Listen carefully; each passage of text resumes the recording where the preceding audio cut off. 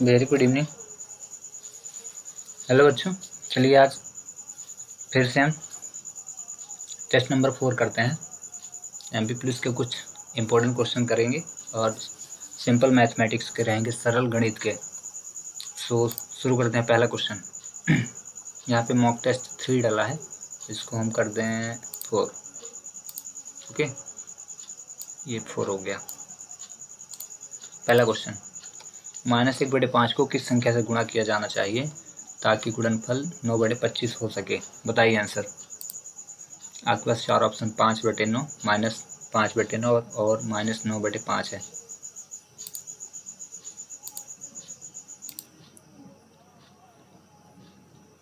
ऐसे क्वेश्चन ये 8th class की मैथ का है और 1.1 का है, जो एमपी पुलिस में पूछा गया था। टाइमिंग शुरू होती है।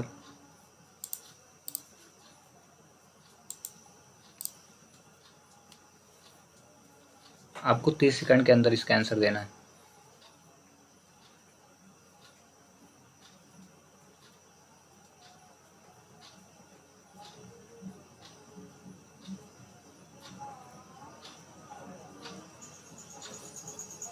Option 3, time is going on. देखते हैं इसका आंसर होगा क्या। सो टाइम इज फिनिश। तो देखिए इसका आंसर कैसे निकालेंगे। बोला गया था ना इंटू करने में, किस संख्या से इंटू कर दें, तो हम वही संख्या को मान लिए। संख्या मतलब नेचुरल नंबर होता है, तो n ले लिए, n से इंटू कर दिए -1/5 में, किसको, n को, तो 9/25 हुआ। इसके बाद क्रॉस मल्टीप्लाई कर दिए, तो 9/25 था, तो इंटू हुआ, 5 ऊपर चला गया और 1 नीचे आ गया। फिर इसके बाद क्या, 5 से 5 को डिवाइड कर दीजिए। ठीक है, ऐसे देखिए, इसको सिंपल तरीके से ऐसे कर सकते थे कि 9/25 लिखते 25 और इंटू जब करते इधर से, तो ये -1/5 था, तो 5 ऊपर चला जाता, -1 नीचे आ जाता, यहाँ से 5 से 5 क्रॉस हो जाता, 5 आ जाता, तो ये हो जाता -9/5, ये जो यहाँ पे बना है। ठीक है, और इस प्रकार से क्वेश्चन -9/5 बिल्कुल करेक्ट आंसर था। Very good Pushpen Chaturvedi ji. Next question देखिए, 12 साल में बाद मैं 4 साल पहले की तुलना में 3 गुना हो जाऊंगा, मेरी वर्तमान आयु क्या होगी? तो ये भी क्वेश्चन आपके कहा जाए कि 8th क्लास के 2.2 या 2.3 से रिलेटेड है, तो इसमें आपको पहले ही मान लेना है वर्तमान आयु जो भी होगी, उसके बाद क्वेश्चन करना है। टाइमिंग शुरू करते हैं।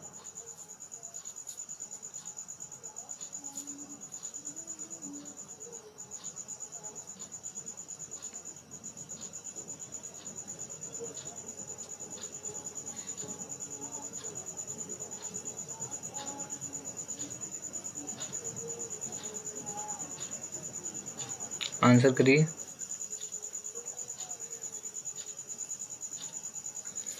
Time is going on. तो इसका जो करेक्ट आंसर होने वाला है वो क्या है, देख लेते हैं।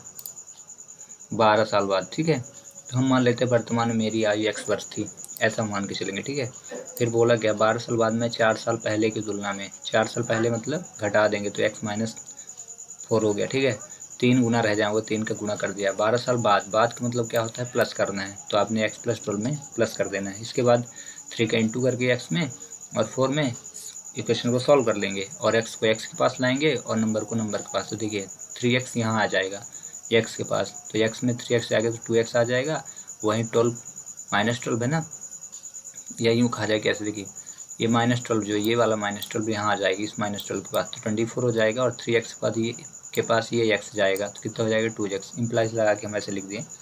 इसके बाद 2 से डिवाइड आप कर दो, जैसे आप 2 से डिवाइड करो तो कितना आ जाएगा, आंसर जो होगा वो 12 आ जाएगा। और इस प्रकार इसका जो करेक्ट आंसर होगा वो सेकंड होगा। सो नेक्स्ट क्वेश्चन, निम्नलिखित में से कौन सा व्यंजक बहुपद है, यानी विच इज पॉलिनोमियल्स। ये कहा जाए कि ये जो क्वेश्चन है बहुपद का, ये 14 चैप्टर का है 8th क्लास का, और 9th क्लास की अगर बात करें तो 2.1 और 12th की बात करें तो 2.2 और 2.3 में इसका काफ़ी ज़्यादा यूज हुआ है। तो बताइए इसका आंसर। टाइम शुरू होता है अब। Time is going on.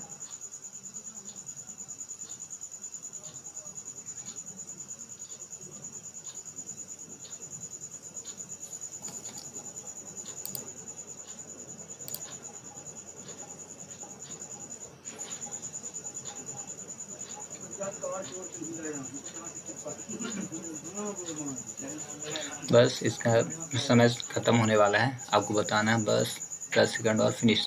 तो देखिए व्यंजक बहुपद से मतलब क्या होता है इसको समझ लीजिए। बहुपद उस बीजीय व्यंजक को बहुपद कहते हैं जिसके चर राशि यानी वेरिएबल की जो पावर होती है पॉजिटिव होनी चाहिए। क्या होनी चाहिए? पॉजिटिव हो। देखिए यहाँ पे निगेटिव आ गया इसलिए बहुपद नहीं होगा, पहला कंप्लीट नहीं होगा। इसके बाद दूसरे वाले में देखिए वेरिएबल कभी भी अगर डिवाइड में आता है वो भी पॉलिनोमियल्स नहीं होता, ये भी रॉन्ग। और यहाँ पे देखिए यहाँ पे x की पावर 1/2 में आए तो ये भी रॉन्ग हो जाएगा। तो इसका करेक्ट आंसर क्या होगा? थर्ड वाला। ठीक है, ये यहाँ पे लिखा भी गया एक बीजीय व्यंजक जिसमें चर गुणांक शामिल होते, जिसमें केवल जोड़ घटाव गुणा भाग चर नकारात्मक पूर्णांक घातांक की क्रियाएं शामिल होती हैं। ठीक है, और जो भी है आप रीड कर लें। None of this no. Next question में चलते हैं। वह छोटी छोटी संख्या जिसके द्वारा 1100 को गुणा किया जाना चाहिए, आपको बताना ऐसी कौन संख्या है जिसको 1100 से अगर गुणा कर दें तो गुणनफल क्या हो जाए? पूर्ण वर्ग बन जाए। ये भी 8th क्लास का ही है और 8th का 6th चैप्टर का है। 6.4 या 6.3 में इस संख्या का यूज किया गया है इस क्वेश्चन का। आपको बताना है कि ऐसी कौन सी छोटी छोटी संख्या है जिसका अगर 11 में इंटू कर 1100 में इंटू कर दें तो पूर्ण वर्ग या परफेक्ट स्क्वायर हो जाए। तो इसको एलसीएम के अकॉर्डिंग करते हैं। पहले एलसीएम लिया जाता है, इसके बाद जो भी पेयर नहीं बनता तो उसका फिर इंटू कर देते हैं। टाइमिंग शुरू करते हैं। 30 सेकंड का टाइम है। Do it. Time is going on. Give me answer fast. जिसका पेयर नहीं बनेगा वही इसका करेक्ट आंसर होगा। एंड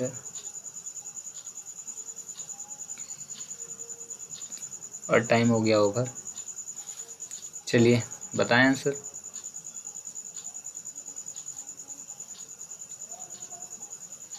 चलिए हम बताते हैं इसका आंसर क्या होगा। इसका जो करेक्ट आंसर होगा वो 11 होगा। ठीक है, क्योंकि जब आप 11 का एलसीएम लेंगे, इसका एलसीएम आप निकालिए। ठीक है, 11 का एलसीएम जब आप निकालोगे तो क्या बनेगा? 2 5 जा 10, 2 5 जा 10, 0 आया। फिर 2 से डिवाइड कर दीजिए। 2 2 जा 4, 2 7 जा 15 और 2 5 जा। फिर इसके बाद क्या होगा? 2 2 जा 4, 2 7 जा 14 और 2 5 जा 10। अब इसके बाद एक इससे संख्या से कटेगा, 7 2 9 5 14 5 से कटेगा तो 5 5 25 हुआ और 5 5 25। इसके बाद फिर से 5 से 5 11 जा और इसके बाद लास्ट में 11 से। तो यहाँ देखिए 2 का 5 का पेयर बन रहा है लेकिन 11 का पेयर नहीं बन रहा है, इसलिए हम 11 से इंटू कर देंगे तो परफेक्ट बिल्कुल सही था। 11 करेक्ट आंसर इसका। तो अब हम लास्ट क्वेश्चन करते हैं। ये जो भी लिखा था ये देखिए इसका सोल्यूशन लिखा गया है कि इस कंडीशन से। Next question and the last question of the day. चुंबक वह महत्वपूर्ण गुण, चुंबक मतलब मैग्नेट होता है। चुंबक वह महत्वपूर्ण गुण जो प्राचीन काल से नाविकों और यात्रियों द्वारा उपयोग किया जाता था। बताना है कैसा क्या होता था चुंबक में, कौन सी क्वालिटी रहती थी जिस कारण से प्राचीन काल में इसका यूज होता था। प्रतिकर्षण यानी डी अट्रैक्शन, प्रेरण गुणांक, ठीक है, और दिशात्मक गुण और आकर्षण गुण। किस कारण से इसका यूज करते थे आपको बताना है। टाइमिंग शुरू होता है अब। 20 second.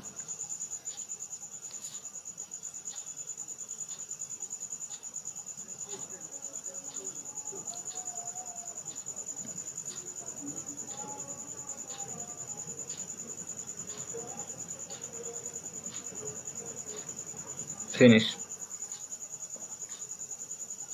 Time finish. So let us discuss about this question. इसका जो करेक्ट आंसर होगा, पहले के ज़माने में चुंबक का उपयोग दिशात्मक गुण के लिए किया जाता था। ठीक है, तो इसका जो आंसर हो जाएगा दिशात्मक गुण होगा। देखिए एक्सप्लेनेशन में देखिए, दिशात्मक गुण, चुंबक जो होता है दिशात्मक गुण बतलाता है। स्वतंत्र रूप से लटकता हुआ चुंबक हमेशा भौगोलिक उत्तर दक्षिण दिशा की ओर इंगित करता है। प्रत्येक चुंबक चाहे कोई भी रूप में उत्तरी ध्रुव या दक्षिण ध्रुव को रिप्रेजेंट करता है। प्रतिकर्षण गुण का मतलब होता है कि चुंबकीय ध्रुवों की तरह वे एक दूसरे को विकर्षित करते हैं, चुंबकीय ध्रुवों के विपरीत वे एक दूसरे को आकर्षित करते हैं। No, 4 is not correct answer.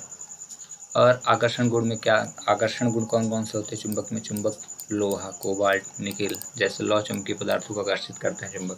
और इस प्रकार से आज के 5 क्वेश्चन की जो क्लास थी वही finish. We will meet again with new question with new session. Till बाद एंड थैंक्स फॉर वॉचिंग।